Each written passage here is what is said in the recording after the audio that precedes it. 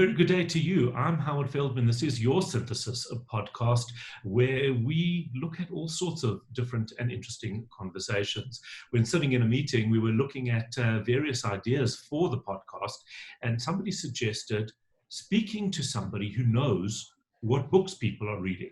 What should we be reading? What are people reading? How have habits changed? How have reading habits changed during the course of lockdown South Africa, and I guess globally, because what we're seeing here often mirrors the trends overseas. So very, very pleased this morning to welcome Batya Bricker. She is the General Manager of Books and Brands at Exclusive Books. And just a personal disclosure, Batya has edited all three of my books and been my publisher. So we've certainly got a history in books, both of us absolutely passionate about the space. Batya Bricker, welcome. Thank you. Thank you so much. And delighted to be talking books. It's my most favorite thing. Absolutely. So first of all, let's just start off with a broad question. Have you seen a change in people's reading patterns? I can tell you at home, I've always been a reader. My wife's always been a reader. Some of my kids, yes, no. During this lockdown, my kids have all become readers. And it's just the most amazing thing. My son said to me the other day, for the first time, I can understand what it is to get lost in a book. And to me, that was absolute joy to hear. Are you seeing this? Yeah, that's music to my ears, I must say. But Howard, I think not everybody has had that experience. So just from a personal experience, I've got a son who doesn't love to read, but he has got into Tintin, as un-PC as that is. And so we now have the entire range of Tintin, and that's fine with me because it doesn't really matter what you're reading as long as you are reading. This time has provided an opportunity for people to do a few things. To read all the books that have been piled next to your bed that you just never got to reread books that changed your life and you want to kind of re-look and as an older person, a wiser person, and in a different situation, reread the book. And we're seeing a lot of that. And then there are definitely new readers. There are readers who are not traditionally book people. And we've been able to reach them through different channels, but we'll talk more about that later. So there has been a change in reading. Many people have complained that they haven't been able to concentrate on a book. And others have said, no, I've used this time to work through the entire of Shakespeare's works. So it really depends who you are, I think what your responsibilities are as well, and how alone or lonely you are during this time. I mean, some of us are reveling in the quiet time, and others are finding it a little more difficult, but books can be your friends. Mm-hmm. So are you seeing a shift in the style of books or book buying patterns? Yeah, and we can see that from the bestseller lists over the last couple of months. Obviously in hard lock, we sold 0, so there was nothing to see. But thereafter, besides for a bit of fiction, so there's the usual range of fiction, the Marianne Keys, the Dion Mayers, sort of light, easy escapism.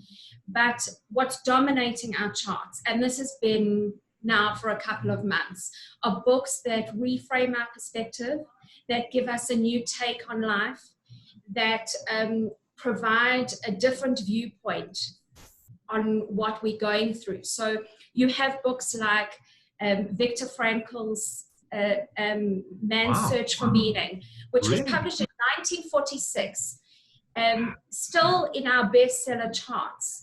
You have a book like Man's Search for Meaning is on the Exclusive Books bestseller chart. It is, and it's in the top 20. Which is phenomenal to see, and I think that that goes on the back of the choice, on Edith Eger's choice, but it's also about getting a sense of perspective that whatever we've been going through, not to be crass, but it's not quite Auschwitz, and I think that is what a book like that gives us. So the book's as serious as that. But then there's a book like The Alchemist. The Alchemist is also 30 years old. I know, it's typical back then, in my Paulo Coelho. Do you know it? Do you know it, Howard? I know it and I don't like it. I'm sorry, and I know I'm meant to love it. I think it's awful. Well, I think you might be alone, and it's okay to be alone.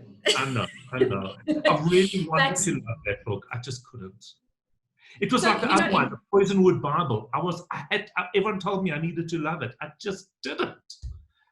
Well, Poisonwood Bible, I think you can leave aside because you can live without it. But a book like The Alchemist is fascinating to see, because perhaps it is time to revisit that book. Simply because it seems to be a life-changing book for young, for old. We're seeing it being sold through all channels. And in fact, for Christmas, we are getting an Alchemist journal. So it's even prompted further publishing at this time. So that's something, that it's a classic, it's a modern classic that people are turning to again and again. But we also know that there are many new readers to that book. For example, Harry Potter is something that there have been a lot of new readers to Harry Potter. I don't know if it's comfort reading or if it's introducing to new readers, but that's another thing that's top. Pure escapism, and which is what I think. I've certainly found what I'm reading at the moment is very mood dependent, and I'm very mood sensitive to certain books. So I can sit down on a Saturday morning with the full intention of reading something light and fun, but I land up putting it down and picking up Jonathan Sacks's Morality, which happens to be absolutely brilliant. And I don't know if you've had a chance yet to read it. Have you? I have not yet. Next to the bed. Okay. It's not an easy read, and you certainly don't read it in one go. I do almost it's like a chapter a week kind of a book, but it is absolutely wonderful. But what I do find is that I'm thinking I'm going to sit down and read something frivolous and land up reading something quite intense, because that's obviously what I need at that time. I think emotional reading certainly comes into play here. We have on our bestsellers and books that are being spoken about, a book like How to Be an Anti-Racist, which is the book that has set the conversation for Black Lives Do Matter. And I think, so you have a book like that where people are really interrogating their own values and beliefs. But then a book like The Boy, the Mole, the Fox, and the Horse, I don't know if you've heard about that book. No. It is the book you have to get for 2020. Okay, wait, what is it called? The Boy? It's called The Boy, the Mole, the Fox, and the Horse. I don't know if I got the order right. I never get the order right. Just the name is completely delightful. It is intriguing and certainly compelling. It was written by David McKessie, who is an artist in pen and ink. It's beautifully written. It's almost like Hope for the Flowers was those many years ago, and dare I say The Alchemist, Howard. But it's been an international sensation. Right. So much so that because of our worry about stock, we've bought all the stock in the country to see us through to the end of the year. It's the book that we are all referring to in the wake of Brené Brown's vulnerability studies and conversations. This is the beautiful, poetic book about that. Fiction or non-fiction? It's non-fiction. It's an inspirational, beautifully illustrated book. It's a must-have. So we're seeing that certainly selling throughout. I'll put that on my list for sure. Interesting to see the children's titles. Again, the modern perennials, so the Hadithi range, which is the African books, Enormous Elephant, Lazy Lion, those continue to sell brilliantly over the last couple of months. And then Julia Donaldson, who Howard, you a little bit beyond this, but The Gruffalo is the modern classic for picture books. Julia Donaldson is the lady.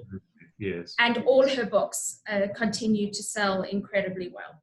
Let's talk about fiction. I actually just finished reading City Girls, which I thought was very pleasant. Pleasant? Yeah, well, I couldn't stand. Look, I didn't like Eat, Pray, Love. I found it enormously pretentious. And then I tried to watch the movie, couldn't stay awake, so that didn't work for me. But Oh, actually, Howard. I know, I am disappointing you a lot there. But actually, I liked City Girls. It gave a very interesting perspective of New York City during the war, and I thought it was great, actually. Elizabeth Gilbert is incredibly versatile. So even if you didn't love Eat, Pray, Love, my best book of all time is The Signature of All Things, which if you haven't read yet, you should.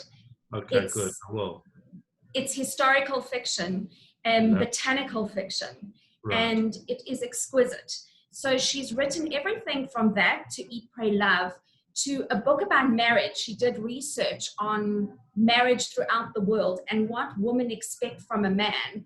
Like she goes to some vague mountains and asks the woman, so the woman there, are you happy in your marriage? And they say yes.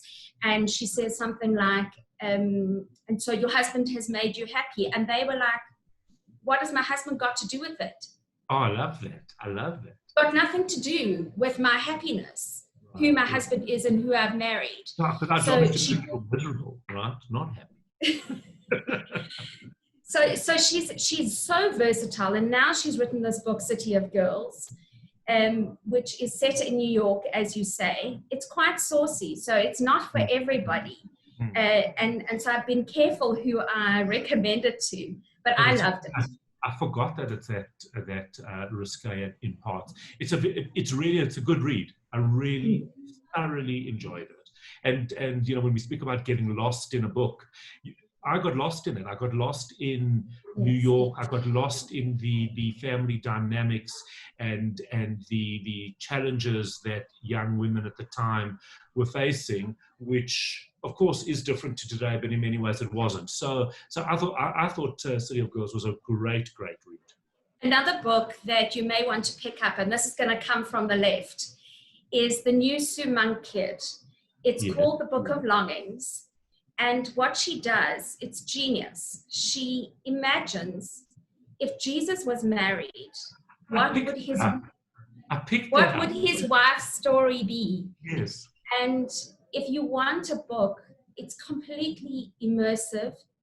It's so informative on how Jews would have lived in that time, because he was a Jew. And it is incredibly fascinating. And of course, she gets written out of the story of Christianity. I mean, this is fiction. It's not nonfiction, be aware. But it does raise such interesting questions about the women who have been written out of history from the beginning of time. And could it be that Jesus did have a wife? He was a good Jewish man. Maybe he did marry. It certainly would have been an expectation. So I absolutely loved it. And if you want to be transported to a different time and place, this is a book that will do it. It was my book of the year. So that's so interesting, because I was drawn to it. I was looking at the bookshop and I picked it up and I read it and I thought, this looks awesome. And then I don't know, you know, when you debating and I just wondered what it was like. But if you recommend it, I'm certainly going back to get that book. Highly recommended, The Book of Longing by Sue Monk Kid. Another book that I loved, and I think it's going to come out for Christmas. What we did see over COVID was the delay of many titles. So many of the, like movies, books that were going to be released over this time had been postponed. So we're going to be seeing quite a glut of titles in the latter half of the year. We always do because of Christmas. But one of those that has been pushed out and is going to come out sort of in the next month or so, I would say, is a book called Charlotte. And it's the post-Jane Austen book. And if you know Jane Austen, you'll remember Elizabeth Bennet, who marries Mr. Darcy. And Elizabeth's best friend was Charlotte. And Charlotte lands up marrying that rather buffoonish curate, Mr. Collins. And this is her story. The best part about it is it's Austen, so it's the best kind of comfort reading. Right. But it's written by Helen Moffat, who is a local author. And so this is a local book, which I just love. Yeah, absolutely. You know, Africa, Austin, of course it goes together. I have to tell you, the series of books that I absolutely loved, and I've now just forgotten the name of the author, but you'll remember, was the Recipe for Murder. I absolutely loved. I mean, they weren't all wonderful, and there were parts of them that I thought lagged a little bit and did get a bit much. But I just loved the concept of these books. That's the Sally Andrews series. Yeah. And it's that sort of murder mystery thing, but quite light and set in a very rich context and rich characters that we relate to in the Karoo, etc. So yes, I think it is a series certainly worth looking at. It almost has a feel like that Alexander McCall Smith, the #1 latest detective agency. Yeah, he could have written it, except that this was an Afrikaans woman, and she just lives for food, and she writes recipes, and then they make her write they force her at her little gazette to write the agony column, and she's not equipped at all. Her life isn't particularly enriched from a personal perspective, and she decides to answer these questions through recipes, and then lands up getting involved in a bit of a whodunit type of a thing. I thought it was, especially the first book, the Recipe for Murder, I thought was lovely. After that, you can, I think it could go either way, really. Talking about food, cookery books have done incredibly well over this period. I guess because people can't eat out, and people are learning to, try Moroccan and taste Thai and try different things. So cookery books have also topped our bestseller lists. Howard, another book that I loved, that I did want to mention, was a book by Alice Hoffman. Alice Hoffman wrote The Dove Keepers those many years ago. I've actually bought it. I bought the new one. What's it? Remind me what it's called. I haven't read it. It's The World We Knew. Yes. Awful title because it's so generic and it's difficult to remember, which is why you didn't remember it. Interesting that, absolutely. But the book is genius. What she's done in such a sophisticated way, and in a way that only Alice Hoffman could do. It's magic realism in the Holocaust. So magic realism and Holocaust, it feels a little uncomfortable. There are people who've read it and felt uncomfortable. I thought it was magical and just such a different take on a period of history that we do read and read a lot about and talk about a lot. It's magnificent. Okay, that is awesome, because that I've actually bought but haven't read it. So that's a great one. In terms of just going back, I know we're jumping all over the show, but that's what book conversations are about. I've never had a structured book conversation in my life. Because you can't, because one thought leads to another type of a book. Just going back to non-fiction, to your non-fiction list, what are the types of books that are sitting there that people might be interested in? So the kinds of things that people are reading, we're seeing The Body, which is Bill Bryson's tour, discovery of the body, has done incredibly well. The Upside of Down is something, the Bruce Whitfield Upside of Down. Of course, yes. Is a book that did incredibly well. And I think, again, because it was just people looking for a way forward in our very specific context. That's interesting. I wasn't drawn to it at all. And I saw that he launched a book, and I think he's absolutely incredible, a brilliant guy, but somehow I just wasn't drawn to read it. I don't know why. Yeah, look, I think he has a particular view as well, but for many people it was resonant. And then there are books like Robin Sharma's 5 a.m. Club, where people have again relooked the way they live, and do we really want to live like this? And there have been this incredible groundswell of popularity for waking up at 5 a.m., which, Howard, I know you've been doing for years, 4 actually, in your case. But waking up at 5 a.m. and almost having a whole day of your own thoughts and investigations and exercise and and groundedness before you start a day. So the 5 a.m. Club done incredibly well. And then all the money books, Manage Your Money Like a Grown-Up, Rich Dad, Poor Dad, also. Been around for years and years. Yeah. Still doing incredibly well. Reflective of where we're at and what people are worrying about. So money is a big thing. And then perspective books, like Jordan Peterson's 12 Rules for Life, which I have to say I keep going back to again and again. I think it's wonderful. I think it's packed with incredible wisdom, no matter what you think of his views on certain things and of him. It's absolutely well worth reading. It's a magnificent piece, I think. Yeah, for me, it's been a go-to title during lockdown, and I've gone back to it again and again. So a book like that has done incredibly well. And then they're all the F books, aren't they? The swearing in the title. Is it what's with that new trend, by the way? I can't stand exactly. So I think the trend is over, thank God. But we have had a slew of books that have the F word in it. Manage Your Money has the F word in it. Everything is effed. Has also those kinds of books, The Subtle Art of Not Giving.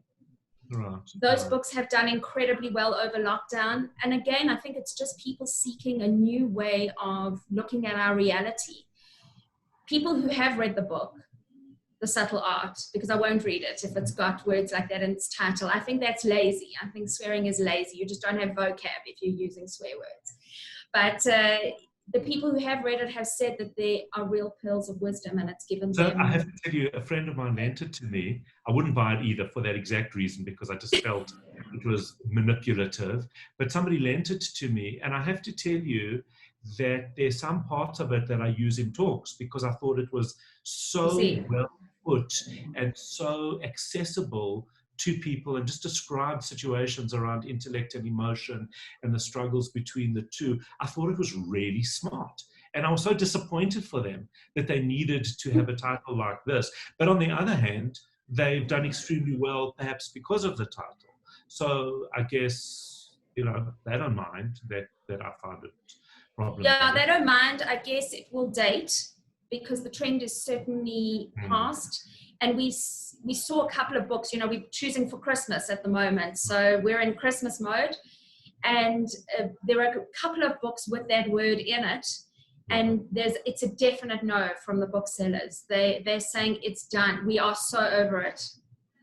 Tell us how online has worked. I have to tell you that I don't love the online book shopping experience. No disrespect to Exclusive Books. I think your site is poor. I think, in fact, every site is poor. I haven't come across and I always wonder about that, because book lovers like books, and somehow online book purchasing never gives me that experience. I never can turn that book around, open it, read a few lines. Somehow, so it's not particular to your site.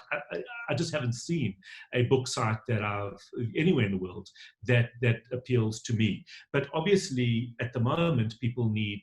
They need to buy books online. They can go into bookstores, but it's easier to buy online if they can. You did a very smart thing. You combined with, you got together, I think it was it Mr. Delivery or one of the, with Uber. Uber Eats, yeah. With Uber Eats. And I thought that was incredibly smart to be able to pivot that way and to be agile in that sense. Did you see people responding well to it? So we did a couple of things to, as you say, pivot over this lockdown period. And one of them was to partner with Uber Eats. The thinking was that if people are nervous to go into stores, or they're not comfortable but still want books, we can get it to them. The other aim really was to give instant gratification, which is something that customers are looking for at the moment. And although our website, we did see a threefold increase in sales online, which was both a blessing and a challenge, as you can imagine. So we did see that, but it's 36 hours before you get books, and often longer.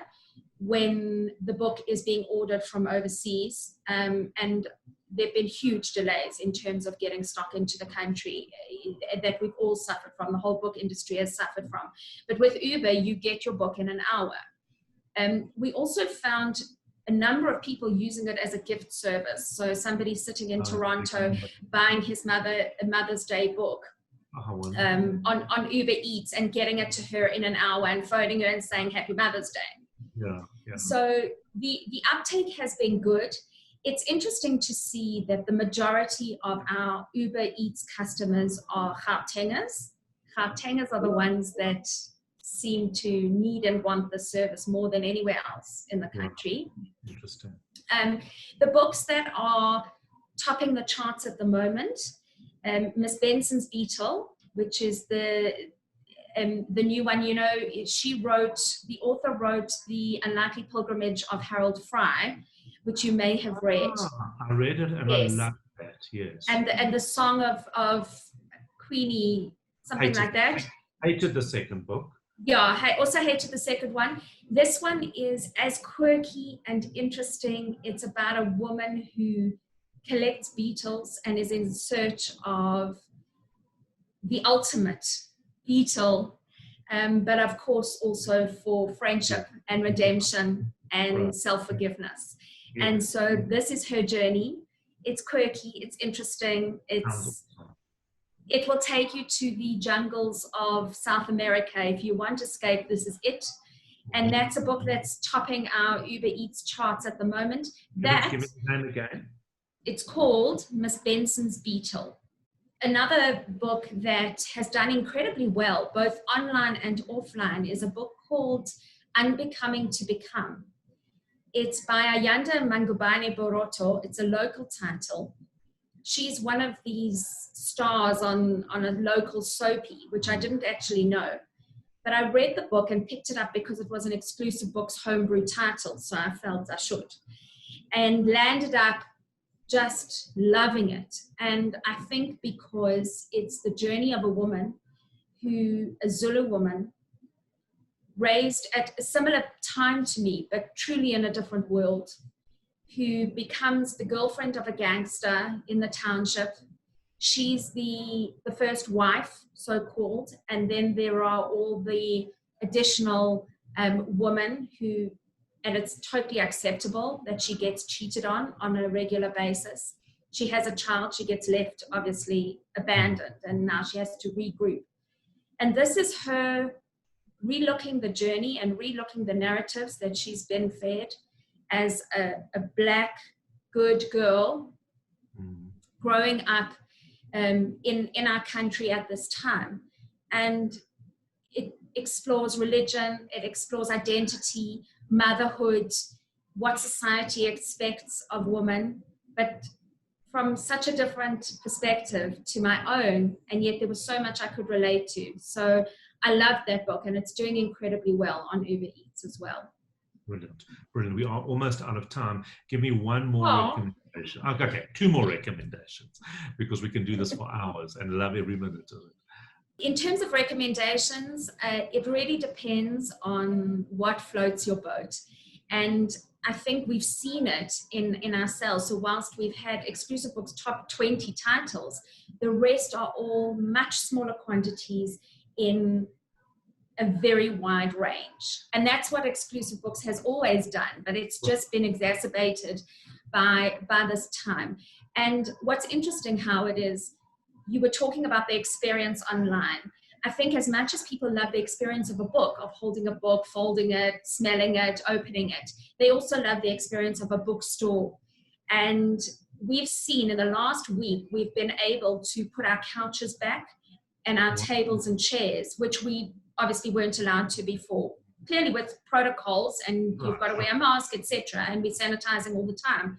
But we saw a marked increase in sales the minute we did that, because people love being in a bookstore. We don't just sell books, we sell escape, we sell discoverability, we sell an afternoon off in a beautiful place.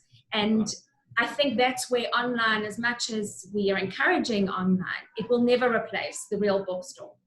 No, I tend to agree, and I just don't even know how it would be possible, because, as you say, there's nothing like, it's because a journey to the bookstore is a journey of discovery, and you're going to keep just finding different worlds and discovering different things, and no online environment, I think, can do that. Book lovers simply like being in bookstores. We do have to, unfortunately, leave it there. Fascinating conversation, speaking to Batya Bricker, who is the general manager of books and brands at Exclusive Books, giving us some recommendations, giving us some insight into the trends and how people have embraced and dealt with lockdown South Africa, and what their reading tastes are currently. I'm Howard Feldman. This is the Synthesis of Podcast. Thank you for taking the time.